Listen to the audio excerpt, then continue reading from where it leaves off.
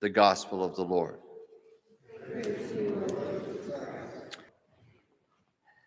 Like I mentioned in the beginning, three people in the readings that we have today have an experience with God in which the light of God shines into their heart and they see things in themselves they really didn't want to see. Isaiah is the first. Isaiah finds himself in the throne room of God. I love this scene. He's in the throne room of God and the angels start singing. And when the angels sing, everything starts trembling. The energy, the power of the angels' song, the songs of the angels and the saints around the throne of God just makes everything tremble. When I was stationed on an aircraft carrier, you go out on the flight deck, especially when we were flying F-4s. Some of you guys are probably old enough to remember F-4 interceptors. And they had huge engines. They were called interceptors. They were designed to intercept Russian bombers, high-altitude bombers. And so they had these massive engines so they could fly up to high altitudes and shoot down Russian bombers. I don't think they ever did that, but that's what they were designed to do. And when they were on the flight deck turning their engines, the sound was so incredible that your bones would literally shake, tremble from the sound vibrations of these massive engines. And it's kind of like that in heaven. When the angels and saints begin to sing, the energy from their song is so amazing that even the foundations of heaven start to tremble and shake. Isaiah experiences this. And suddenly, this light of God in the throne room of God shines into his heart, and he sees all of his wasted words, all of his destructive words, all of the things he has ever said that were vain or vanity or selfish. And he says to God, he says, "Woe is me, because I am a man of unclean lips." And a seraphim takes a coal from the censer on the altar, touches his lips to purify him, wash him. This experience of what we would call the illumination of conscience always comes with two contradictory emotions. Comes with this deep sadness for the sins that we have done, and yet with tremendous joy over the love and mercy of God. The second individual in our readings today is St. Paul. And of course, we know St. Paul's experience. We celebrated the conversion of St. Paul a couple of weeks ago in a daily mass. And by the way, it's on YouTube if you want to catch the YouTube channel. But anyway, in this reading, he alludes back to that experience. And when he comes and he encounters Christ on the road to Damascus, the light of God is so bright that St. Paul winds up blind for a while. But while he's being blinded, he can see inside his heart.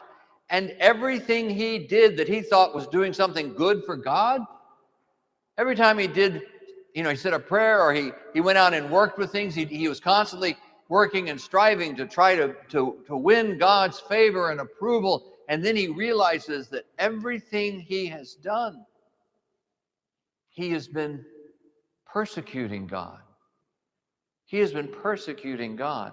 His greatest acts, later in another writing of St. Paul, he says, the best things I have done in life turned out to be filthy rags. As God's light pours into his heart, he sees the truth. For the first time in his life, he has actually experienced truth personified. He thought that he would know the truth from the law and to obey the law. And he realized that to know the truth is to know Christ. When he sees in his heart, he is filled with sadness and yet with joy at Christ's love and mercy. And so much joy that, of course, he becomes the apostle to the Gentiles. He brings the gospel of Jesus Christ to people like you and me who hadn't grown up in the Hebrew tradition. He brought to us the gospel of the Messiah. And then the third experience, St. Peter. I like this because I like to go fishing, and I relate to it. So it was the custom in the day, whenever a teacher or a rabbi would speak or teach, he would sit, and all the congregation or the students, they would all stand around him. We ought to try that, huh? It'd make 3 masses go a lot easier, let me tell you. So, and in fact, if you go to Qumran, you go to the oratory at Qumran where the Dead Sea Scrolls were written. In the corner of the oratory, there is a stone stool. I once said wooden, a stone stool where the rabbi would sit, and all of the Essenes and all the students that lived in Qumran, they would stand all around him while he taught. Well, Jesus wants to teach the crowd. He's at the Lake of Gennesaret, or Galilee. Gennesaret was a town on the Sea of Galilee, and sometimes that portion of the Sea of Galilee was called that. So he wants to teach, but the crowd is so big, and they're pressing in on, they're driving him into the water, and there's no place to sit. So he sees Simon, of course, with his boat. He says, bring me your boat, and he's put out a little ways to shore. So he goes out, not far, just 3 or 4 feet out. He's just off the shoreline so he can sit and teach, and everybody stands to listen to him. By the way, if you want to know what he preached, it was probably something very similar to the Sermon on the Mount, because Jesus, as a traveling preacher, that was his go-to sermon. He would preach that sermon or parts of that sermon kind of as he traveled around. So he's preaching and he's teaching the people, and at the end, he decides to put a call on Simon Peter's life. And so he says to Simon Peter, go out into deep water and throw in your net. Now, if you understand how they fished in the Sea of Galilee, you realize that was really stupid. So here's Peter. He is, by the way, he's like the lead fisherman on the Sea of Galilee. If you go to Capernaum, they've excavated his house, and you can go and you can see his house, and where they converted his house into a church in late 1st century. But right next to his house is his fish processing plant. So Peter not only owned, he did not just had a boat, he had a fleet of boats and a lot of people working for him. He had his own fish processing plant where he was processing fish and selling, who knows, probably maybe to the Roman army or whatever. But he had a huge fishing business. He was a fishing magnate. So Peter knows what he's doing, and this preacher doesn't know what he's doing. Because what they would do is you would fish in Galilee, you would stay in fairly shallow water, 10 to 20 feet deep, and you would throw your net, and your net was a square net, had ropes on all 4 corners. It would come up to a central rope. It would fall down, and then it would lay flat on the surface of the lake. And you let it sit there for a little while. The fish get used to it, and they kind of swim on it, and then you pull it up. You pick up the fish that were swimming on top of it, right? That's how you fish. But the Sea of Galilee is very, very deep. It's a couple of 100 feet deep because it's right there along the Jordan River Rift, where there was a huge earthquake thousands of years ago that created this huge hole we call the Sea of Galilee. And so Jesus says, go out into deep water and cast your net. Well, Peter knows that's not going to work because it's never going to get to the bottom. It's not going to open. It has no chance to open. It's just going to drift down, and he's going to pull it up empty. That's all that can happen, he thinks. So he throws the net over, and he begins to draw it in, and suddenly, fish have to be coming from all over the lake, swimming into the net, because the net never has a chance to open. And suddenly he realizes that his net is so full of fish, he can't even fit them all in his boat. He brings over his partner's boats, James and John, the sons of Zebedee, and they bring their boat, and they throw more fish into their boat. Now both boats are about to sink. They're all so full of fish. And then suddenly Simon Peter realizes who he's got in his boat. He's at least a prophet, if not the Messiah. And as the light of truth, coming face to face with truth, as that light of truth struck into Peter's heart, he says, "Get away from me. I'm a sinful man." Because Peter had spent his entire life, I'm sure, building up his fishing empire. That was his God. The building up of this massive fishing empire and being so successful in this world and enjoying the success and accolades of being the chief fisherman in Capernaum, the big man. And he says, "Get away. You don't want anything to do with me." We live in a society and in a culture, we don't talk about sin very much. And in fact, I think most people in our society probably don't believe there's any such thing as sin. And most of us who think there is sin have probably got a bad idea of what sin is, because I think the church has done a very bad job of teaching us what sin is. I think most of us grow up, a lot of people have their whole theological education by the time they hit 7 years old in church school or something, Catholic school. They go to Catholic school, the nuns tell them, if you do something wrong, God's going to get mad at you. And that's our concept of sin. We break a rule. And when we break a rule, God gets mad at us. And at some point, people grow out of that and they think, well, that doesn't make sense. There must not be such a thing as sin. But there really is. We just need to understand it properly. And sin, quite frankly, is all sin's the same. It's been the same from the beginning. We learned everything we need to know about sin if we just study Adam and Eve in the Garden of Eden, right? And there's 7 steps to sin. This will be a test of my memory if I can give you all 7 steps. But all sin begins the same way, with a lie from the father of lies, from the accuser of the brethren. In the Garden of Eden, he's called the serpent. In many cultures, non-Christian cultures, he's referred to as the trickster. We call him Satan, which is just the Hebrew word that means accuser. He lies accusations at us. God's mad at you. He's going to punish you. Better stay away from God. You're not good enough or worthy enough to come to church. You're too big of a sinner. Stay away. Stay away from God. He's going to get mad at you. The lies from the deceiver. And we live in a society that we can't stop the lie. It comes at us from so many different directions, from the media, from the internet, from Facebook, from our friends. All over, the lies keep coming after us. We can't stop the liar, but we can learn to discern the lie. We learn to discern the lie by looking into the truth, knowing the truth. We know the truth, and then the lie becomes obvious. If you're an FBI agent, you're studying counterfeiting, you never look at counterfeit bills, you only look at real bills. You study real money so carefully so that as soon as a counterfeit shows up, you recognize it right away. That's the way when we study Jesus so carefully, that we know Jesus, who is the truth, so fully, then when the lie turns up, immediately we know it's the lie. First step in sin is the liar comes at us. And the second step in sin is we think the lie sounds pretty good.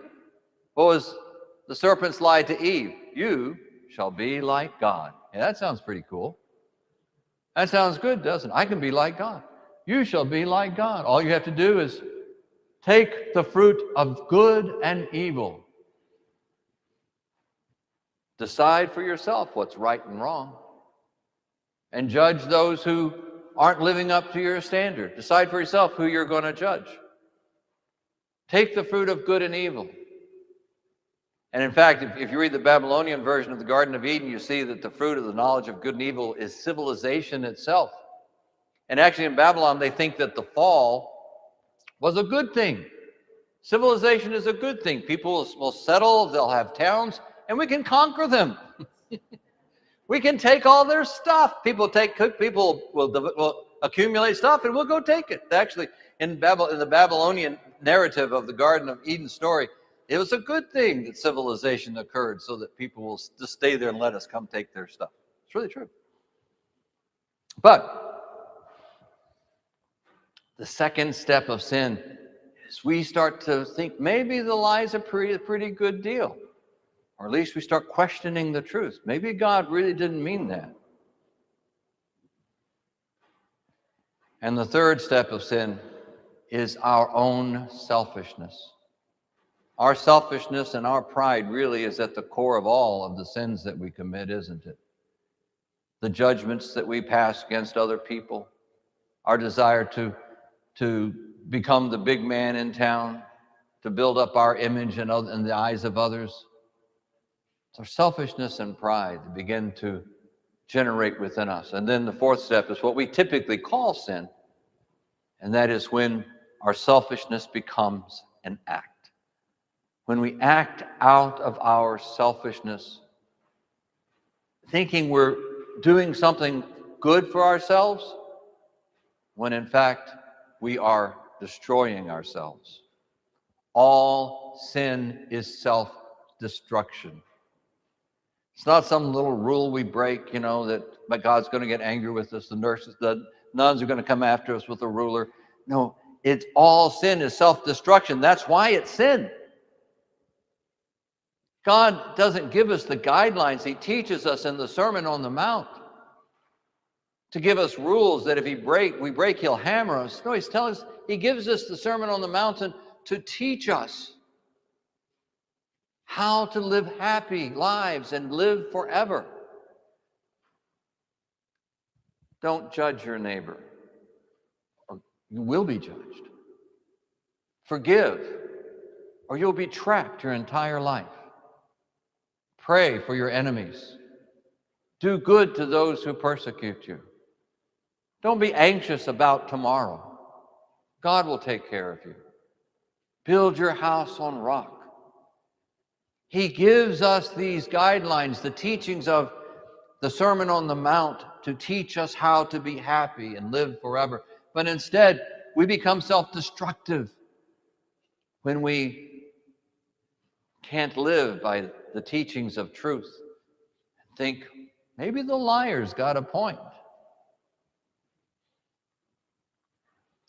So that fourth step of sin, maybe fifth, I forgot, lost track, is our selfishness becomes a self-destructive act.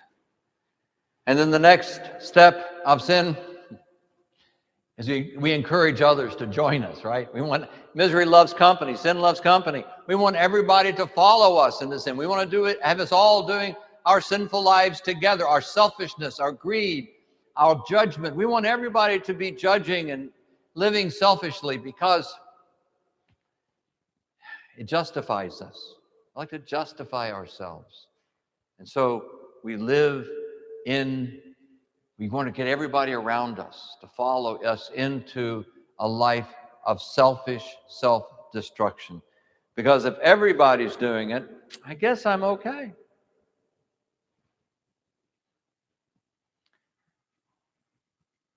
And then the final step of sin is vanquished by God's love, mercy, forgiveness, and truth. God will do anything to vanquish sin in our lives so that we can enjoy His freedom, His truth. We can be happy and live forever. That we can live in complete freedom. We talk about this phrase called the Illumination of Conscience. It's happened to me 3 times in my life. When God's light has shined in me and I've seen something that I never really thought was bad. And suddenly I see it in the light of God's truth, and I see how destructive my selfish self-destruction is. But each time there is great sadness over what I've done, but there is great joy that God's love is so powerful So powerful that when Adam and Eve sinned, they sinned and they ran away in shame. You know, we often think, well, Adam and Eve sinned and God got mad and kicked them out of the garden, but that's not the story. Adam and Eve sinned and God came looking for them. He loved them. He wanted to embrace them, forgive, and incorporate them into his life again. But they were so consumed with shame that they ran away from God. They run out of the garden.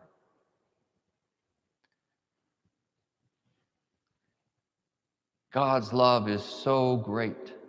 He even came and died to restore Adam and Eve into fellowship with himself.